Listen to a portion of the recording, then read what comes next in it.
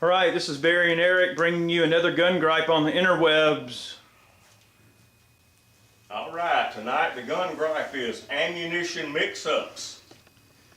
Number one, to qualify as a mix-up, the ammunition must chamber with no undue force. In other words, the shooter has no warning that anything's wrong.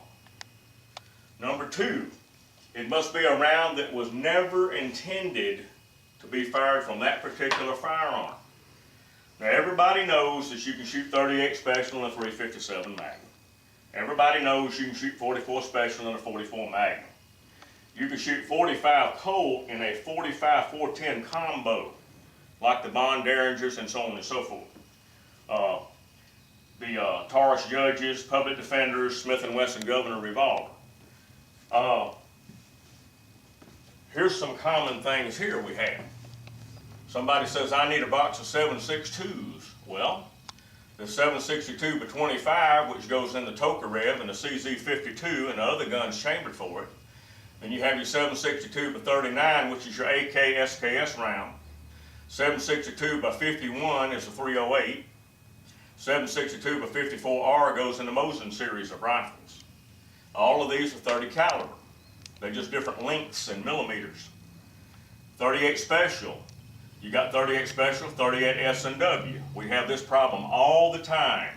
They come in, I need a box of 38 revolver rounds. They don't know what they need, but these are the two that you have to mainly deal with. In a 32 pistol round, you've got the short, the long, and the 32 ACP. Of course, you got the 32 Magnum, the 327 Magnum. All those are 32 caliber. 380 is 9 by 17. 9mm Kurz is the same thing. 9mm Court is the same thing. 9mm Mac 9 by 18, and then you have your 9mm Luger or Parabellum, which is 9 by 19. Parabellum literally means for war. It does mean for war. People come in, they say, I need a box of 9mm. Well, they buy 9mm, it won't go in their gun. Their gun says 9mm Kurz on it, which is like on the Walther PPK and so on and so forth. So we prefer that they have their gun when they come in to ask for ammunition. What boils down to is always the shooter's responsibility to have the correct ammunition for their gun, but it doesn't always start there. These rounds right here, I had a 25.5 Smith & Wesson one time chambered for 45 Colt. I go into Walmart and I point to this box and I say, give me that box of 45 Colt. I get out to my car and there's 44 Magnums in the box. So I'm assuming that somebody was looking at these and mixed them up. Not so. I went back in, I told the young lady behind the counter this was in the wrong box. She pulled 17 boxes of 45 Colt that had 44 Magnums in it. Came from the factory that way. But you should always look at the head stamp on your round to be sure that it fits the gun that you're going to put it in. I called Winchester about it, and the technician told me, well, it wouldn't have hurt my gun if I'd have fired these 44 Magnums in my 45 Colt 25.5. But I'm not going to take a Smith & Wesson revolver like that and just deliberately do it out of something like that. But this is a factory mess up. Here's another factory screw up. That's a loaded round from Remington with no flash hole. Hold it still, Barry. With no flash hole. That'll get you killed. Gotta love that. No flash hole. You can shoot a caliber in a gun it's not designed for if you have a proper adapter to do that. Okay, we're going to show you some rounds right now, some different guns here. Here's this is a Cobra Derringer. It's kind of a poor man's Bond Derringer. It operates the same way. Let's see what'll fit in it. 45-70? Nope. 444 Marlin. Just like it's made for it. Rifle round. 460 Magnum. Yep. 454 Casull. Yep. We don't need to do this. We know these will fit. 44 Magnum. Now this is a very cheaply made gun. I would be willing to bet that a bond derringer would probably hold a 454, but you're not going to hold it. No.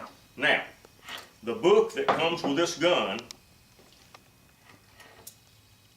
has warning 44 times in this little bitty manual. 44 warning, warning, warning, warning, warning, warning, warning. They don't tell you anything in here except do not fire any ammunition this gun is not chambered for in it. When you get a bond derringer, they have in big red letters, do not fire 454 Casuls in this gun. Okay, but here's the same thing. You put a 444 Marlin in it, and it'll fire that. The 460 won't go in it. See? 460 won't fit. 454 Casul, drop right in there. Of course, 4570 won't fit in any of them. 444 Marlin. Okay. Now, you come to the lightweight Public Defender by Taurus. Same story. 444 Marlin. It's a bad day right there, man. That's a real bad day for you right there. And of course the 454. The 454 won't quite go.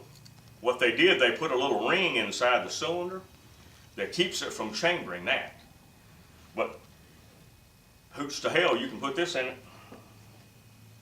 Now, I want Eric to get a close-up of this chamber so you can see, perhaps you can see the little ring they have in it.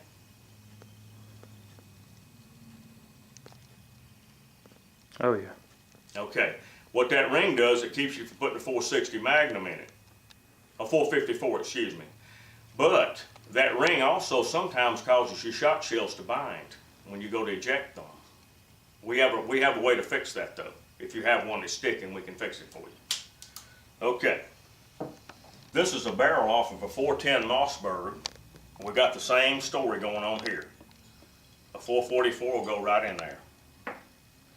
A 454 Casul will not go in this gun without force. See, some of the chambers are tighter than others. All your guns are manufactured with a plus and minus tolerance. So this one won't take a force. You could probably force the bolt and make it go in, but that would disqualify it. Okay? 45 Colt, no. 44 Magnum, it would fire. Don't do it. Please don't. Don't do it. Now, here's a little Rossi. The same thing going on here. 444 Marlin goes in there just like it's made for it. 454 Casul. This gun has a tight chamber. It won't go. 44 Magnum. Yeah, That'll go. Now, getting back to our little 410 that we did some torture testing with. I still don't believe it even though I was there. These are the shells that we've already fired in it. We fired 3 444s. We fired one 30-30, which you can see it fire form to the chamber. And a 454 that we fired into the bucket of water. Now when we take this gun out again, we're going to take 3 5-gallon buckets and line them up end to end. That's going to give us about 5.5 feet of water. And we're going to fire this round into it, 454 Casul. We're going to see if we can find the projectile. Then we're going to set it up at maybe 20 feet and we're going to fire a group with these 3. And we're going to put it in Eric's rest here, but we're going to weight it down with sandbags. That would simulate somebody's shoulder. And we're going to see the impact on those bags. Now, if this gun survives all this, I'm going to rename it 9 Lives and it's going to live. We're not going to destroy this gun like we did the High Point. We're not just deliberate. We know we can deliberately blow it up if we want to. But if it'll handle these factory rounds, I'm just going to let it live. And it'll go in the archives. I think that's a gentleman-like thing to do. Right. Now, so, one of our subscribers was talking about the chamber wall thickness on this barrel. It's 220 thousandths. 220 thousandths. Now, you have to realize this locking bolt in this gun is stamped. It's not even forged. This gun is the lowest common denominator gun you can buy. It's the cheapest 410 we could get our hands on. And it's handling these rounds. Sure is. So, you know, people are saying, well, this gun must be a super gun. No, it isn't. It's the cheapest gun you can buy. So that's what we're gonna do the next time out. We're gonna set up the water test and so on and so forth. Absolutely. And that was our gripe for the week. I know it was kind of a technical gripe, but there, but hopefully everything was straight to the point and right on cue. And ammo mix-ups are a serious thing, and you should definitely be sure of what you're putting in your gun. Right. But there again, like I said, it's always the shooter's responsibility to fire the proper ammunition. Absolutely. And let me put in a word about reloads. If you don't know who reloaded ammunition, don't shoot it. Please don't. Don't do it. Just don't do it. You know, don't buy, gun show deals like, you think it's a great deal, you're getting a big old crate of ammo for cheap. Right. Just don't do it. It's cheap for a reason. Right. If it's too good to be true, it is.